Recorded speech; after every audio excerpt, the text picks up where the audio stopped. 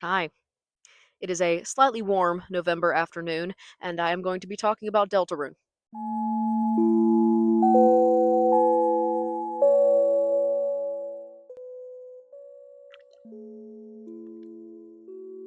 Like many of you watching this, I assume, if there are indeed any of you watching this, the past few months of my life have been mostly dedicated to thinking about Deltarune since the release of chapters 3 and 4 back in June.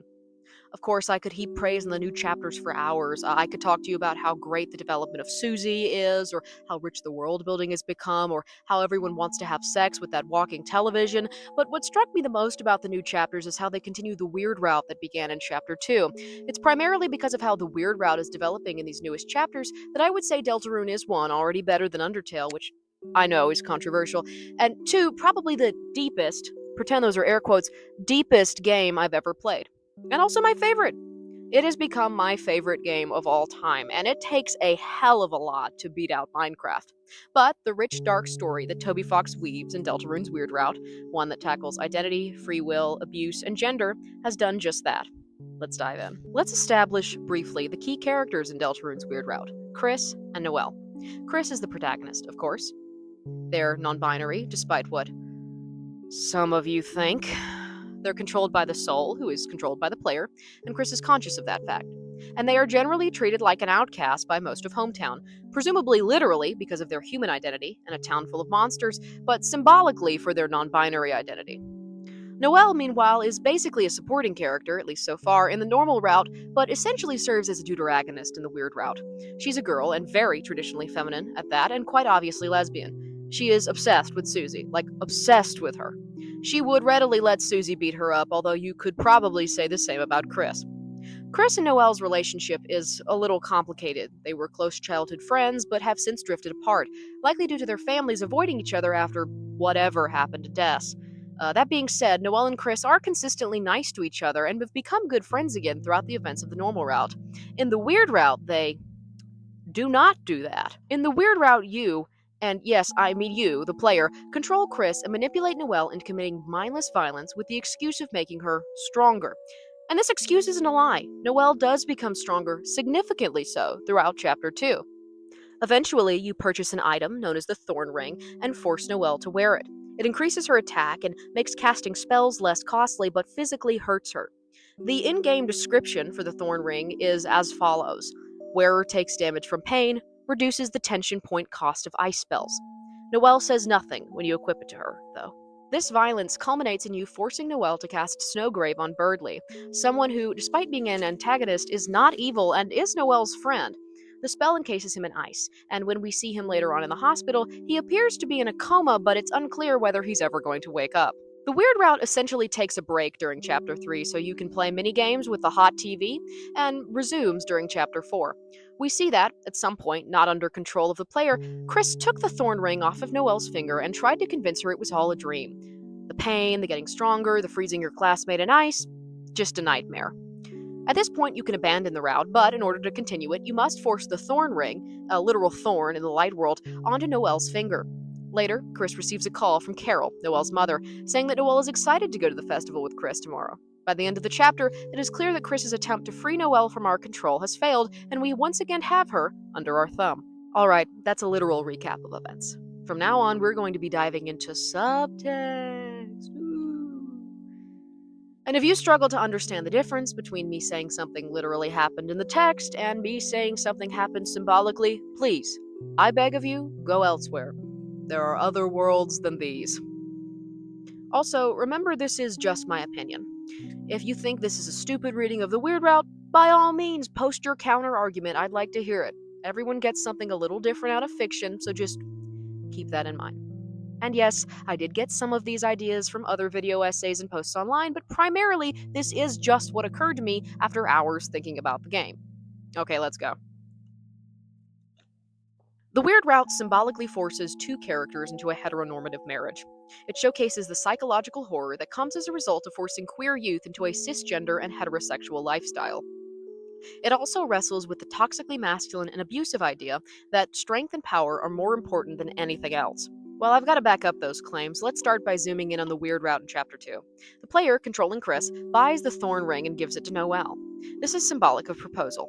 Yes, we do buy her the freeze ring prior to this, but the thorn ring is the one that plays into the matrimonial subtext. Noelle doesn't want to wear it, but agrees to, presumably because she has bought into our lie that pain is a good thing. Noelle acts especially submissive after accepting the ring, as she is now married to Chris and assumes the role of wife. Again, these terms are in quotes, I hope you know what I mean. The player, via Chris, forces Noelle to become stronger by casting spells with the thorn ring equipped, which we know is painful and we can assume causes her fingers to bleed since it's pretty clearly made of thorns. Noelle is willing to accept pain in order to satisfy Chris. We eventually force Chris to order Noelle simply with the word proceed. They are not only made to abuse Noelle, but also to do it in a cold and unfeeling way, as the husband should not show emotion.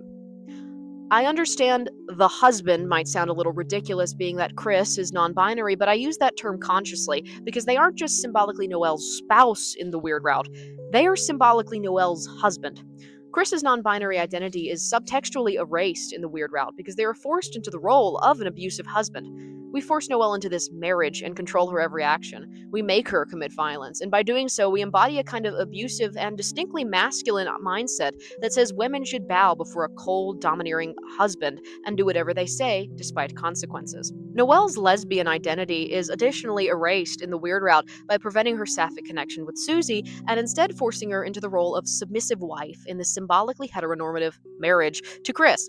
It's important to note here that I say symbolically heteronormative. Chris and Noelle, if they were to date, would very much be a queer couple. They're a girl and a non binary person that is not straight. But again, the symbolic heteronormativity on display in the weird route, and only in the weird route, is very important to the story. But back to Noelle. She wears white in the dark world, a color associated with brides and purity. Noelle is also heavily associated with Christmas, at one point is crucified by the queen, and the thorn ring is reminiscent of the biblical crown of thorns. In this way, Noelle is associated with Christ, and through that, associated with innocence and purity. Exactly what is expected of a bride. The subtext continues into chapter 4, wherein it is revealed that Chris took the thorn out of Noelle's finger and tried to convince her that the events of chapter 2 never happened. This is a very clear reminder that the actions of the Weird Route are, in universe, unethical, and Chris is actively opposing them. We are forcing both of them into this, and we continue. Then, on her comically long couch, we, controlling Chris, force the thorn back on Noelle's hand as she attempts to back away from us, a kind of symbolic sexual assault, which I know is a controversial thing to say, but I don't care. We are literally and symbolically penetrating her. Her fingers presumably bleed from the thorn, symbolizing not only the emotional pain of our abuse, but also virgin blood. The scene takes place in Noelle's bedroom. She backs away from us and begs us to stop, and the visual on screen represents something being broken. Let's talk about that visual, shall we? The visual that we see after forcing the thorn into Noelle's finger was changed a few days after 3 and 4's released, as it led some players to believe that literal sexual assault was taking place. While it originally depicted a rose losing its petals, it was updated to a more abstract visual of red crackling.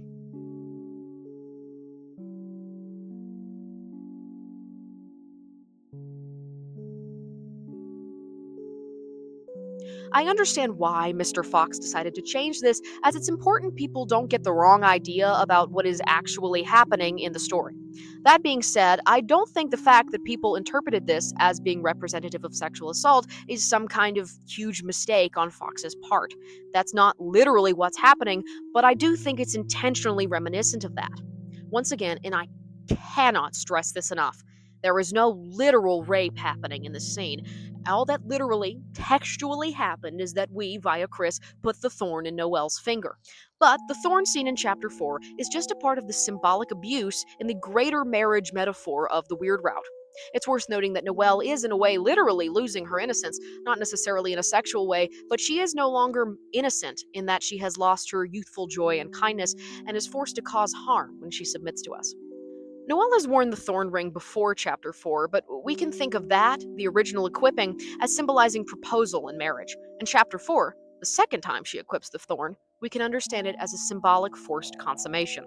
Later on in the chapter, a heart, presumably representing a soul, is shown on screen with the text, "Thank you." This can be assumed to be Noelle speaking, and the visual can be understood to mean that a piece of the soul has been planted inside Noelle. Noelle has been so mentally beaten down that now she sees submission to Chris as inevitable and believes that the abuse she is receiving is somehow good for her.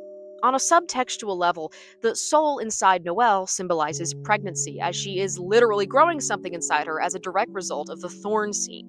Noelle is symbolically forced not only to be a wife, but also a mother at a very young age. Often, conservative small town culture prefers women be married young, have children when they are still children themselves, and be abused instead of be happy outside of the confines of heterosexuality.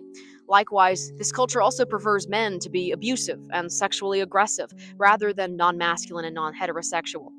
Chris, here, is forced into the role of man because the culture denies them their non binary identity.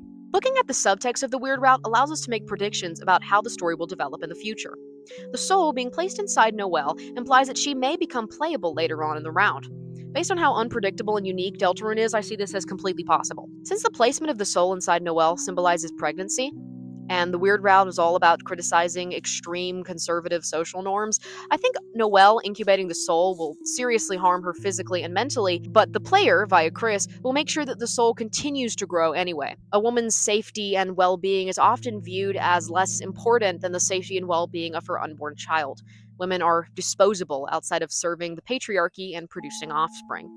And that idea plays nicely into the secret game in TV world, which shows a figure with ice powers representing Noelle being used up, and then shows the protagonist of said game, symbolizing Chris, also being used up. I don't think Noelle will literally die, since Birdley also doesn't die, but I do think it's likely that Noelle will become very sick or injured. Either way, she will be weak and essentially dead to the narrative.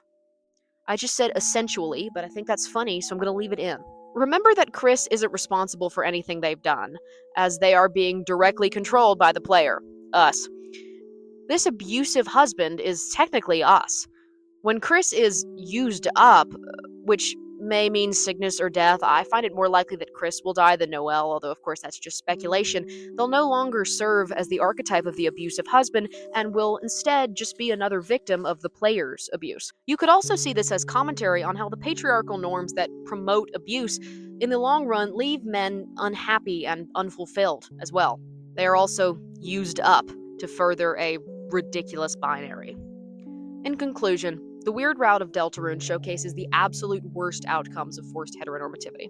It contrasts very well with the pro-queer themes of the normal round, which could be a video all in itself.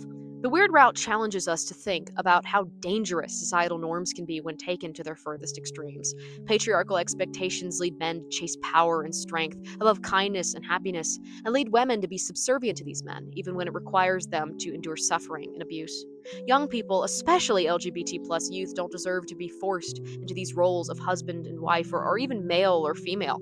They deserve to be themselves and to find peace outside of ridiculous, archaic societal notions. Queerness is beautiful, Fox argues, and it is perfectly normal. Forced heteronormativity and gender roles are not, and they have dire consequences.